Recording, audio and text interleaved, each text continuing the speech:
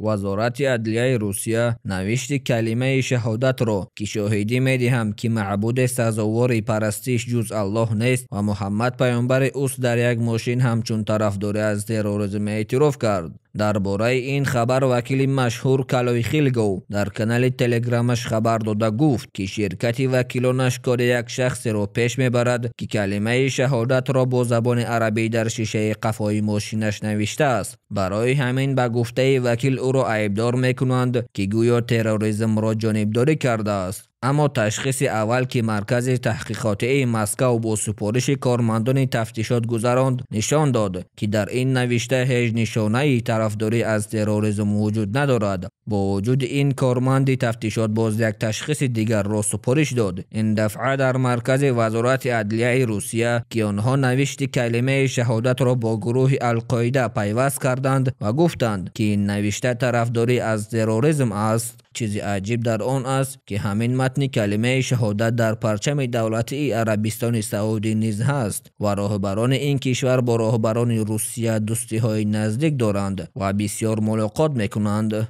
وکیل کالای خیلگو فهموند که چرا کارمندان تفتیشات چنین کاری غیر عادی را کردند. با گفته او شخص زیر حمایه اش با دو حادثه عیبدار می شود: یکم برای نشان دادن علامت طالبان، دوم برای نوشتن کلمه شهادت در شیشه ماشینش. این شخص از ماه سپتامبر سال 2024 در بازداشتگاه قرار دارد. چند پیش سود عالی روسیه قرار قبول کرد که منع گروه طالبان را بردارد، یعنی طالبان دیگر گروه تروریستی حسابیده نمی شود. بنابراین عیب اول بیکار می شود و برای نگاه داشتن این شخص در بازداشت سبب دیگر لازم شده است. وکیل میگوید که تفتیشات با این کار یک خطر ایجاد میکند، چون که نوشت کلمه شهادت را میتوان در بسیار جایها دید، مثلا در پرچم اداره مرکزی مسلمانان روسیه که یکی از نزدیکترین سازمانها به حکومت روسیه است.